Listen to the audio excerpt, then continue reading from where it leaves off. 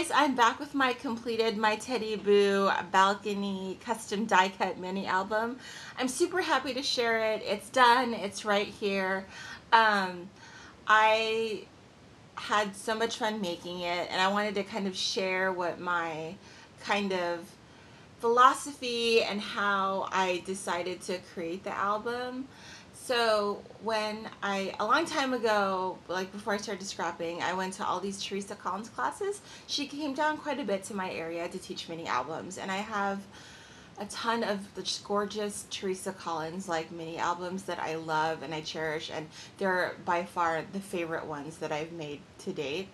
But after that, taking all the classes, I went onto YouTube to see if anyone else was making mini albums, and sure enough, it's exactly when everyone on YouTube started kind of creating their channels and stuff like that, and that's kind of what prompted me to make my channel a long time ago, and I'm almost going on 3 years, and I can't believe it. And I remember back then, like when everyone first started, and it's still going on today. Every day there's new channels. But the first thing that I was so intrigued with were the mini albums. So I could not wait until, Arlene or Bona or Steffo Gal or I think my Pinkaboo, I forget her name, but she made this fabulous pink and black Halloween album that was just gorgeous. And then Roxy Carr's making album, like every big name person was making these crazy dimensional mini albums, and that's what kind of drew me into YouTube. And of course, through the years, trends have changed and stuff like that, but this is kind of like my homage to the time period where in YouTube, where everyone was making mini albums and everyone was participating in mini album swaps and stuff like that, because now there's a lot more what people are doing. Like, people are making cards and altered items, and what else are people making?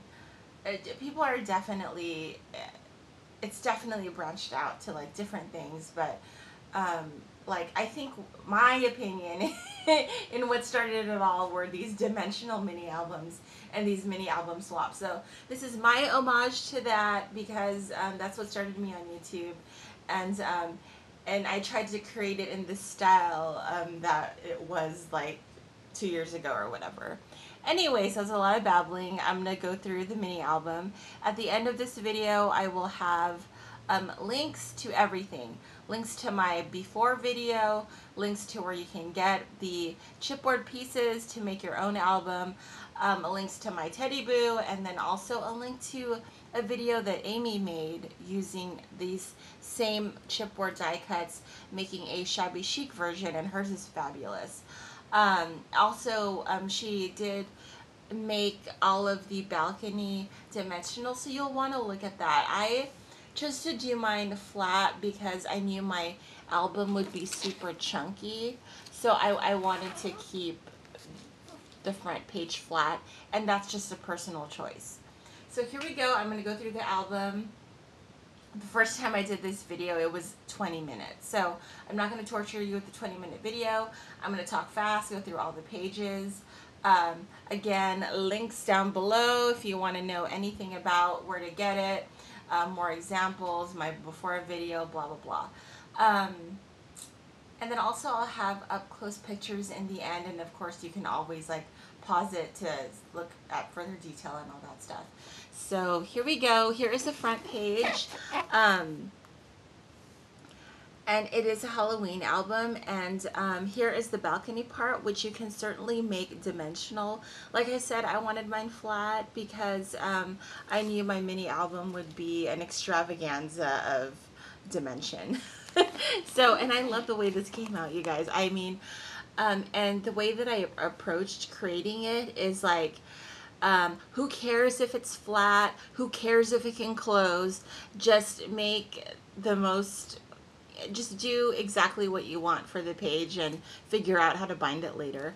I did end up binding it with Tim Holtz Now it's escaping me what it's called, but it's a ball chain. Ball chain. Um, Ball chain is a generic jewelry item, so you do not have to get the Tim Holtz ones. I don't think he sells them anymore.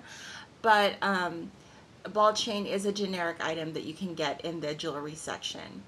And it is ball chain and there's a connector, and that is how I decided to bind my mini album.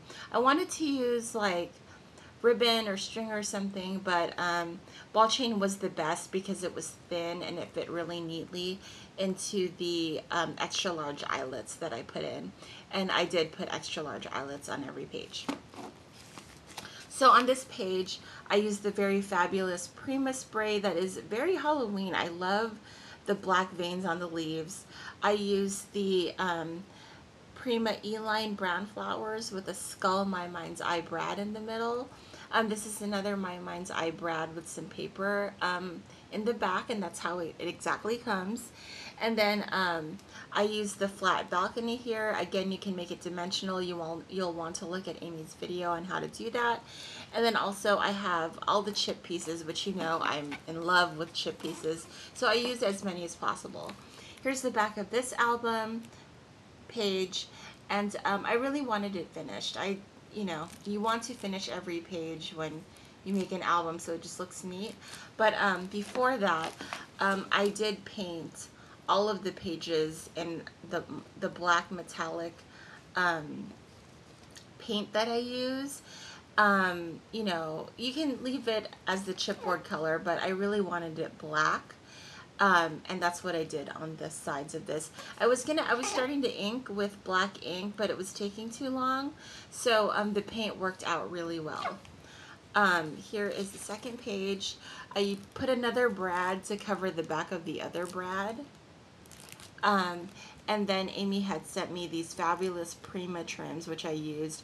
This one actually down here is one of my all-time favorite Prima trims as well. I believe this is Prima 2. And then I have a Prima E-line flower thing, again, with the My Mind's Eye Brad in the middle. And this is a chip piece too. So I love the way it came out. It looks finished and normal. And then this page here, this is blank on purpose, because I know everyone's going to say, why didn't you cover that?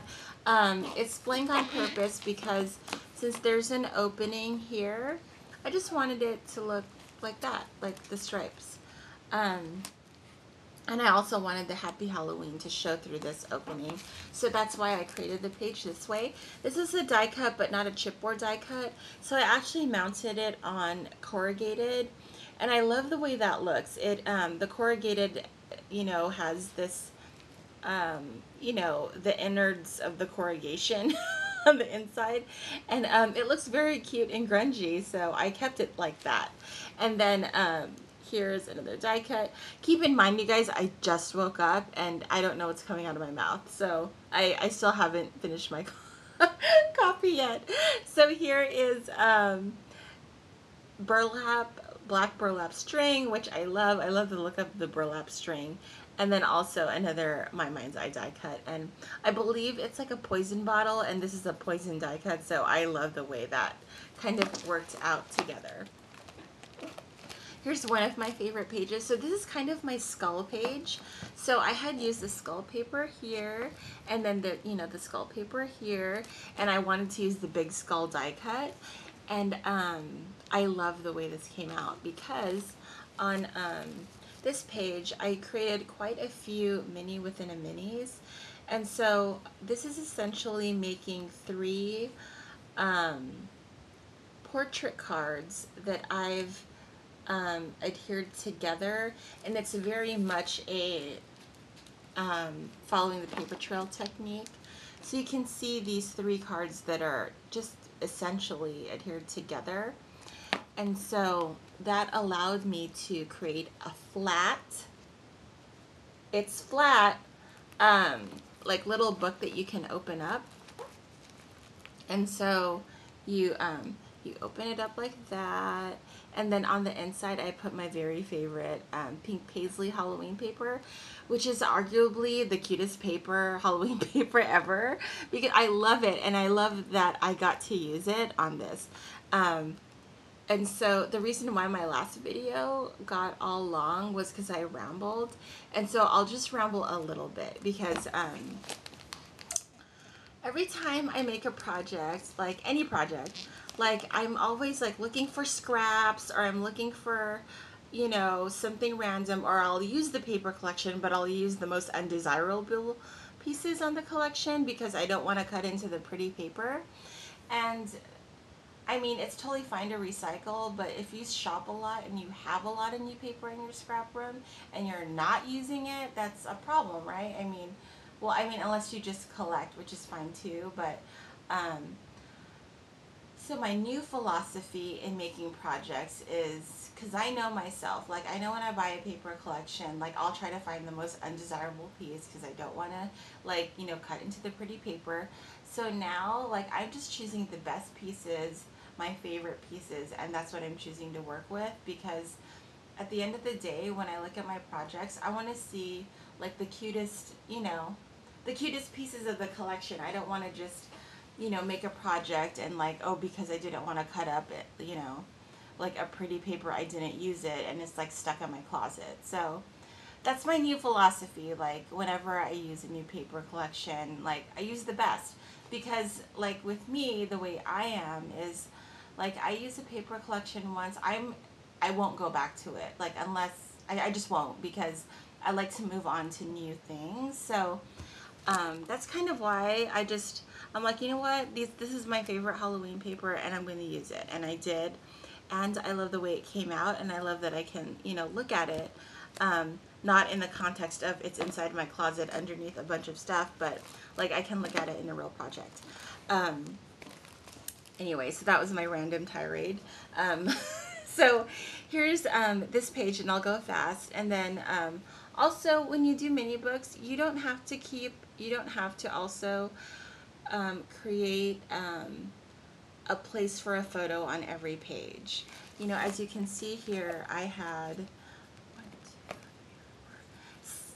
6 opportunities to put a photo. And when you do a mini album, it's not really, you don't need to put your whole, you know, all the pictures you've ever owned. Like it's only certain, you know, couple ones. So some pages are just purely decorational, which is totally fine. So here is, Amy had sent over this fabulous pumpkin spellbinders die cut thing.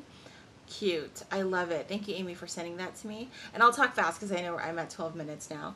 But I just used my spellbinder circle and then die cut, and then I just layered a bunch of stuff, and then I use these flowers here. And I like the way that you can mix pretty prima flowers with the skull and it still looks cute. So the next page here is this is one of the last pages that I did. I really wanted to use that bat, and then I just created another flip up situation with only like 1 page because this book was getting flat. So here, getting really dimensional. So here is where I created a pocket, and the pocket has a gusset, and Karen Scraps had sent over a very like, she sent me like a stack of, like, I don't know if she gave me 5 or 6 really cute tiny brown bags that were super thick, super good quality. And then I actually cut the top, and then I made them into these gusseted pockets, which is great if they're gusseted because there's a lot of room to pack it down with stuff. So you can see how I decorated the front with die cuts, burlap string, flowers, leaves. I just went all out, and I actually created a little mini within a mini. I love the way this came out. It's flat, and then I used a Sizzix die cut, which the die cut actually has 3 holes, and then what I did is in order to make it open flat, like this. I'm making a big deal about it because seriously, I get an unreasonable amount of email about how to make things flat. So I want to make sure I am telling you how.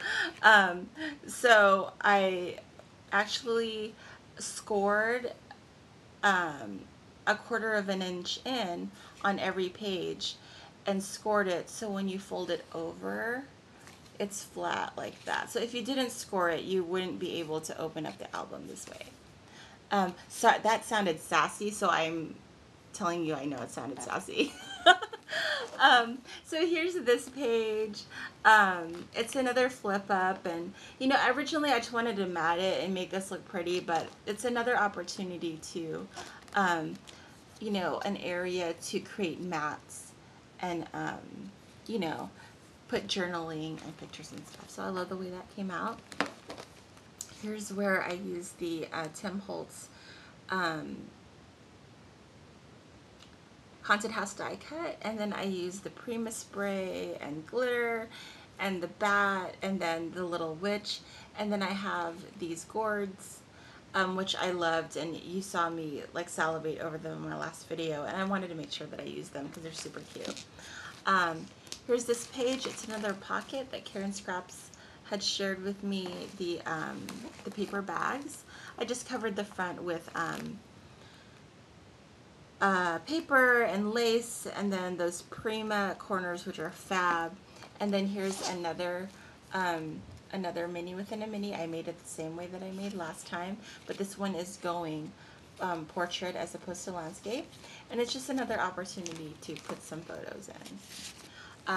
Here's the last page, which is I think my favorite page. I love the way it came out. I mean, I love the pocket pages too, but this is the Tim Holtz Scary Tree. And oh my gosh, I know I'm into 17 minutes, so I'll just leave this video 17 minutes. But here's a scary tree. I put leaves in the back, and then the die cut came with a little owl in a circle, and I thought he went perfect in the tree. And so spooky scary.